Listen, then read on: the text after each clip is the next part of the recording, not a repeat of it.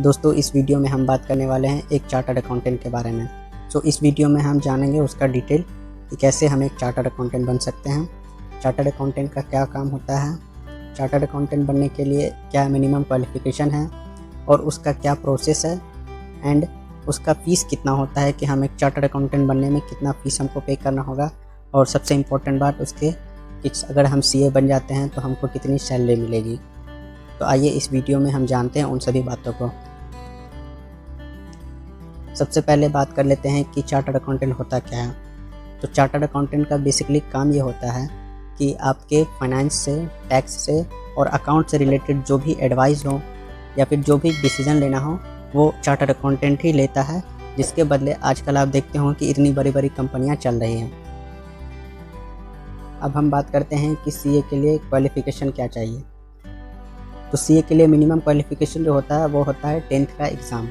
अगर आप 10th पास कर चुके हैं तो आप सीए के लिए अपेयर हो सकते हैं, लेकिन आपको सीए बनने के लिए जो एग्ज़ाम होता है उसका एंट्रेंस एग्ज़ाम, जिसे हम सीए फाउंडेशन बोलते हैं, वो एग्ज़ाम आप तभी दे सकते हैं जब आप 12th का एग्ज़ाम दे लेंगे। मतलब सीए के लिए पढ़ाई स्टार्ट कर सकते हैं आप 10th के बाद, लेकिन उसका एग्ज़ाम आप देंगे 12th एग्ज़ाम देने के बाद।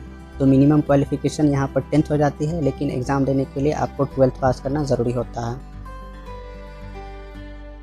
अब हम बात कर लेते हैं कि इसका प्रोसेस क्या है। तो सीए में एडमिशन लेने के लिए आपके पास दो ऑप्शन होता है।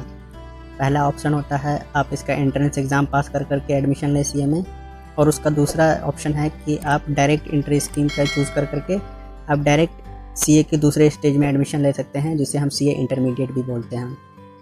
तो हम अगर बात करते हैं ऑप्शन 1 की, तो ऑप्शन 1 में आपको सीए फाउंडेशन का एग्ज़ाम देना होगा। अगर आप 10th पास कर चुके हैं तो आप सीए फाउंडेशन में एडमिशन ले लेंगे, और उसके बाद जब आपका 12th क्लियर हो जाएगा तब आप सीए फाउंडेशन का एग्ज़ाम फॉर्म फिल कर करके सीए फाउंडेशन का एग्ज़ाम दे सकते हैं। बात करने अगर हम सीए फाउंडेशन के पेपर की, उसके सिलेबस की, तो सीए फाउंडेशन में 4 पेपर होते हैं। 100 मार्क्स का हर पेपर होता है, और आपको सीए फाउंडेशन पास करने के लिए हर एक पेपर में 40% मिनिमम मार्क्स चाहिए होगा, लेकिन एग्रीगेट में आपका 50% मार्क्स होना चाहिए। इसको ऐसे हम समझ सकते हैं, जैसे हर पेपर 100 मार्क्स का है तो आपको हर एक पेपर में कम से कम 40 नंबर चाहिए। तो हर एक पेपर में अगर 40 नंबर आ जाता है तो 160 नंबर होता है टोटल, लेकिन आपको सीए फाउंडेशन पास करने के लिए 200 मार्क्स चाहिए होंगे। तो आपको किसी एक पेपर में आपका मार्क्स ज़्यादा होना चाहिए, तभी वो 200 मार्क्स हो पाएगा। इस तरह से आप सीए फाउंडेशन का एग्ज़ाम पास कर जाएंगे, और उसके बाद आप सीए इंटरमीडिएट में एडमिशन ले लेंगे, जो कि सीए का दूसरा स्टेज होता है। दूसरी तरफ अगर हम बात करते हैं ऑप्शन 2 की, तो इसमें आपको सीए फाउंडेशन का एग्ज़ाम नहीं देना पड़ेगा, लेकिन उसके लिए आप जब तक ग्रेजुएशन कंप्लीट नहीं करते हैं तब तक आप सीए इंटरमीडिएट में एडमिशन नहीं ले सकते। अगर आप डायरेक्ट एंट्री स्कीम से एडमिशन लेना चाहते हैं सीए में, तो उसके लिए आपको अपना ग्रेजुएशन कंप्लीट करना होगा। ग्रेजुएशन किसी भी स्ट्रीम से हो सकता है, इसमें कोई रिस्ट्रिक्शन नहीं है। आपको ग्रेजुएशन पास करना होगा। उसके बाद आपको ICAI, जो कि सीए का कोर्स कंडक्ट करता है, ये कोई कॉलेज से नहीं होता है, जिसको एक ICAI रेगुलेटरी बॉडी है वही कंडक्ट करता है, तो उसके अंडर में आपको 15 और 15 दिन का 2 कोर्स करना होगा। एक कम्युनिकेशन का कोर्स होता है और एक कंप्यूटर से रिलेटेड कोर्स होता है। तो इन दोनों कोर्स को करने में आपको 1 मंथ लगेंगे। उसके बाद आपको 9 मंथ का किसी सीए के अंडर में आर्टिकलशिप का ट्रेनिंग लेना होगा, और जब आप 9 मंथ का आर्टिकलशिप ट्रेनिंग पूरा कर लेंगे तभी आप सीए इंटरमीडिएट का एग्ज़ाम के लिए अपेयर हो सकते हैं। अब हम बात करते हैं सीए के दूसरे स्टेज की, जो कि सीए इंटरमीडिएट। आपने पहले या दूसरे किसी भी ऑप्शन को चूज़ करके सीए इंटरमीडिएट में एडमिशन ले लिया है।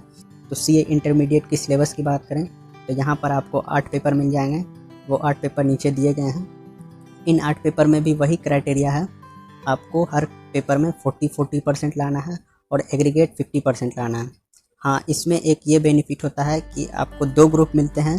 पहले ग्रुप में 4 पेपर हैं और दूसरे ग्रुप में 4 पेपर हैं। तो आप एक ग्रुप का एग्ज़ाम एक बार दे सकते हैं और दूसरे ग्रुप का एग्ज़ाम एक बार दे सकते हैं। अगर आप चाहें तो दोनों का साथ एग्ज़ाम दे सकते हैं, और अगर नहीं होता है तो आप एक एक ग्रुप करके पास हो सकते हैं। और इसका भी एग्ज़ाम हर मई और नवंबर में होता है। अब हम बात कर लेते हैं सीए फाइनल की। तो सीए फाइनल का एग्ज़ाम आपको देने के लिए कंपलसरी होता है कि आप सीए इंटरमीडिएट पास करने के बाद 3 साल का आर्टिकलशिप किसी सीए के अंडर में करेंगे।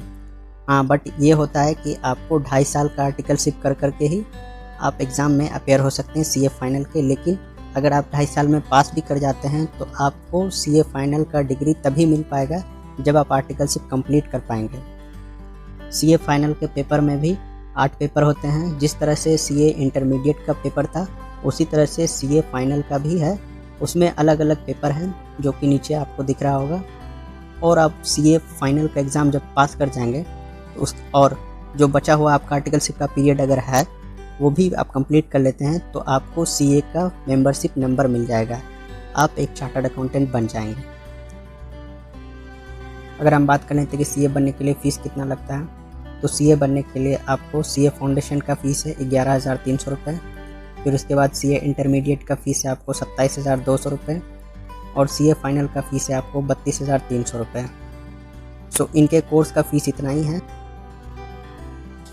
अब जो मोस्ट इम्पोर्टेंट क्वेश्चन है कि सीए की सैलरी क्या होती है, तो आप जैसे ही सीए कंप्लीट करते हैं आपको सीए में फ्रेश सैलरी जो है मिनिमम सैलरी आपको 6 से 7 लाख रुपए पर एनम होती है।